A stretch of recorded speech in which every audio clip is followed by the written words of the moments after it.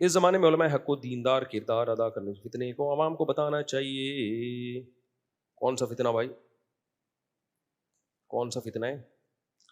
بات اسلام عرض ہے کہ میری کہ کیا لکھا ہے یہ خندنخواہ میں ایک وقت ایک فتنہ سر اٹھایا ہے، گمراہ کر رہا ہے، کبھی تراوی کا مذاق اڑا رہا ہے، کبھی ابے نام لے لے کے میں لوگوں پہ نہیں رد کرتا، اس کے بارے میں ڈیٹیل بعد میں بتائیں، پھر اس پہ بات کرتے ہیں انشاءاللہ. مفتی صاحب میرے والد صاحب کا ایکسیڈنٹ ہو گیا ہے، ٹانگ کی دونوں ہڈیاں ٹوٹ گئی ہیں، اللہ تعالیٰ صحت عطا فرمائے، دل سے دعا ہے بھائی. مفتی صاحب آپ نے بتایا تھا کہ صبح صادق نقشے کے اوقات سے 15 سے 20 منٹ بعد شروع ہوتی ہے، تو 15 منٹ والے پر عمل کیا جائے یا 20 منٹ والے پر؟ کیونکہ کچھ عشاء کی دیکھو جو صبح صادق ہے نا، اس میں علماء کا اختلاف ہے، ماہر فلکیات کا بھی اختلاف ہے. ہمارے شیخ مفتی رشید احمد صاحب کے نزدیک 15 ڈگری پہ شروع ہو جاتی ہے، تو جو موجودہ نقشے ان سے 15-20 منٹ بعد. تو اب جس کو جس رائے پر عمل کرنا ہے کر لے. میں تو چونکہ اس رائے پر عمل کرتا ہوں تو پھر اپلیکیشن میں وہ والا ٹائم بھی ہے. نارتھ امریکہ آپ سلیکٹ کریں گے نا بھائی، نمازوں کی ٹائمنگ جب آپ ڈالیں گے موبائل کی ایپ میں تو وہ آپ سے پوچھتا ہے کہ کون سی یونیورسٹی کی ریسرچ کو آپ فالو کرنا چاہتے ہیں، تو اس میں نارتھ امریکہ ڈالیں آپ. تو نارتھ امریکہ والی جو ریسرچ ہے وہ مفتی رشید احمد صاحب کے نقشے کے مطابق ہے. سمجھتے ہو کہ نہیں سمجھتے؟ وہ بالکل اسی کے مطابق صبح صادق ہے، یعنی ہماری رائے میں وہ صحیح ٹائم ہے. تو اگر کسی نے اس پر عمل کرنا ہے تو وہ موبائل میں وہ یہ والا میتھڈ آف کیلکولیشن جو ہے نا یہ سلیکٹ کر لے. لیکن اگر کسی کو اطمینان نہیں ہے تو وہ اسی پہ چلتا رہے، جمہور کا جو طریقہ ہے. کیونکہ ہمارے نزدیک صبح صادق کا ٹائم تھوڑا 10 منٹ بعد تک بھی کھا سکتے ہیں آپ، ٹھیک ہے نا. تو جس کو اطمینان ہے ٹکائیے، نہیں تو پھر جو احتیاط والی رائے ہے وہ جمہور ہی کی رائے ہے، جو جیسے چل رہا ہے انسان کے بچوں کی طرح ویسے ہی چلتا رہے. تو عشاء میں بھی ایسا ہی ہے. عشاء میں صاحبین کے نزدیک عشاء کا وقت جلدی شروع ہو جاتا ہے موجودہ نقشوں سے. امام ابو حنیفہ کے نزدیک تھوڑا دیر سے شروع ہوتا ہے. تو موجودہ نقشے امام ابو حنیفہ کے ٹائم کے مطابق ہیں، لیکن فقہ حنفی میں اس قول میں امام ابو حنیفہ کے قول پہ فتویٰ نہیں ہے، فتویٰ صاحبین کے قول پر ہے. سمجھتے ہو؟ احتیاطاً امام صاحب کا قول رائج ہے ہمارے ہاں، لیکن جو دلیل کے لحاظ سے مضبوط قول ہے اور جس پہ فقہ حنفی میں فتویٰ ہے وہ صاحبین کا قول ہے. تو وہ بھی نارتھ امریکہ والے میں وہ والا قول، تو وہ موجودہ ٹائم سے 10-15 منٹ پہلے عشاء کا ٹائم شروع ہو جاتا ہے اس ٹائم کے مطابق. اللہ جی پھر ملیں گے انشاءاللہ. ٹھیک ہے.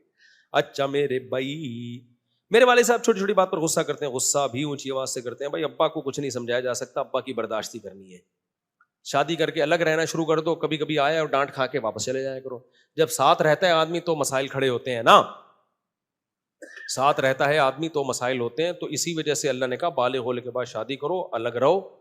آؤ ڈانٹ کھائی واپس چلے گئے، پارسل کر دی ڈانٹ، پھر بیگم کو ڈانٹ پارسل کی، وہ بچوں کو پارسل کرے گی. اس طرح سے مینجمنٹ ہو جاتی ہے.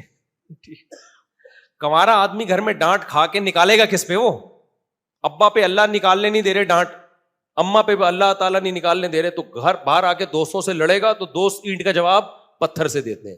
اس لیے ہم کہتے ہیں جلدی شادی کر کے اپنا الگ گھر بساؤ اور پھر ابا سے روزانہ ملنے کے لیے آؤ. اچھے موڈ ایسے ٹائم پہ آؤ جب موڈ اچھا ہوتا ہے، تو نوبت ہی نہیں آئے گی. پھر بھی غصہ آیا برداشت کرو، وہ برداشت کرنا آسان ہوگا. ڈانٹ کھائی ثواب سمجھ کے، یہ سوچ کے میں نے جتنی زندگی میں بدماشیاں کی ہیں اللہ اس ڈانٹ کے بدلے میں کیا کرے گا؟ معاف کرے گا. تسلی ہوئی، اس کے بعد نکل لیے واپس. تو ہر مسئلے کا حل شادی میں اللہ نے رکھا ہوا ہے. جوائنٹ فیملیوں میں جو مسائل ہوتے ہیں میں کہتا ہوں شادی کر کے الگ ہو جاؤ. لڑکیاں کہتی میری اماں میرے ساتھ ایسا سلوک کرتی ہے، میری اماں مجھے چاہیں. بھائی تو شادی کر، اپنے گھر بسا یار، اپنے شوہر کے ساتھ زندگی گزار، بچوں کے ساتھ زندگی گزار. بھائیوں میں لڑائی ہو رہی ہیں، اب الگ ہو جا بھائی. کیونکہ یہ خونی رشتے ہوتے ہیں، ان میں جب لڑائی ہوتی ہے اس لڑائی کا کوئی حل کسی کے پاس نہیں ہوتا. حل یہی ہوتا ہے الگ ہو جاؤ. اب الگ ہو کے اکیلا وسیم کے ساتھ زندگی گزارے گا کیا، یا غفار کے ساتھ؟ انگریز ہوگا تو گزار لے گا، ہم تو مسلمان ہیں بھائی. کیا خیال ہے؟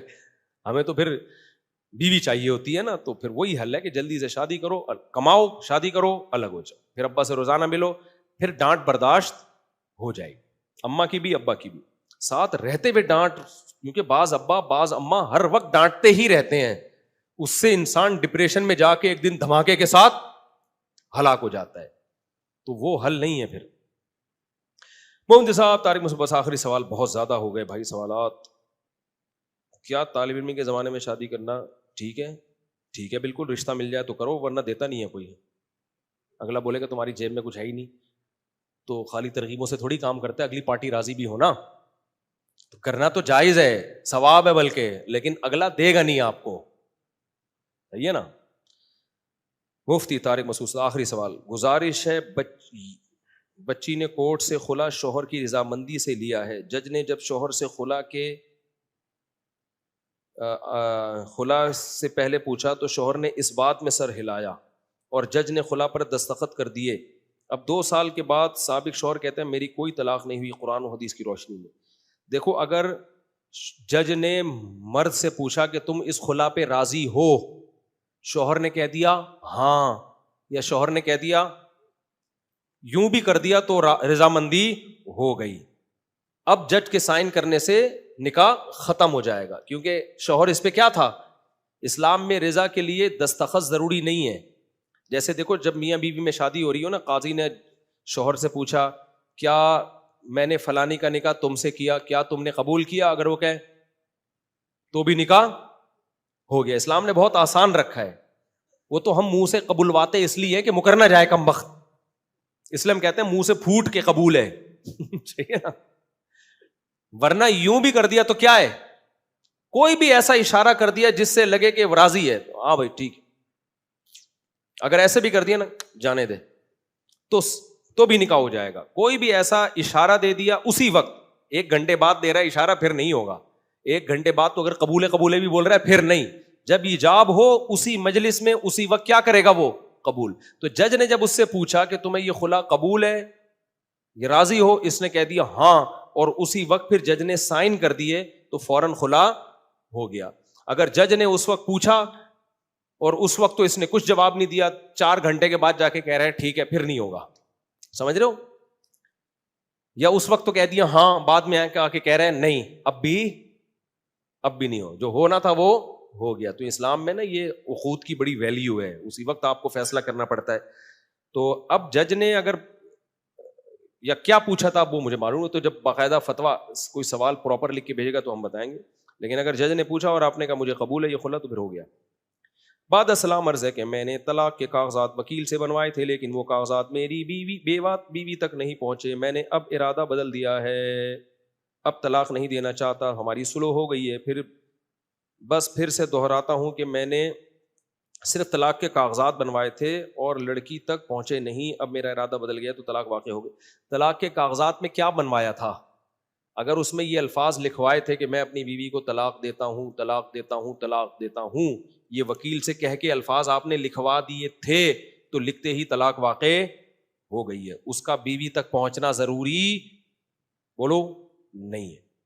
اور اگر کاغذات بنوانے سے کچھ اور مراد ہے صرف، یعنی یہ ابھی الفاظ لکھے نہیں تھے، بعض دفعہ یہ ہوتا ہے بھائی کاغذ بنا کے رکھو اور صرف ایک ڈاکومنٹ بنے، ابھی ہے نہیں، تاکہ ہم پھر سوچیں گے کہ یہ آگے دینی ہے کہ نہیں دینی. ایسی کوئی سچویشن تھی تو دوبارہ سوال بھیجے. تو بہتر یہ کہ وہ ڈاکومنٹ اور پورا استفتاء لکھ کے جمع کرا دیں، اس کے بعد پتہ چلے گا. لیکن طلاق کا اس سے کوئی تعلق نہیں ہے کہ بیوی تک کاغذ پہنچے یا نہ پہنچے. اس سے کوئی، جب زبان سے دے دی یا لکھ کے دے دی یا لکھی ہوئی چیز پہ سائن کر دیے، تینوں صورتوں میں ڈیورس واقع ہو جاتی ہے. چلو بھائی کافی ہے.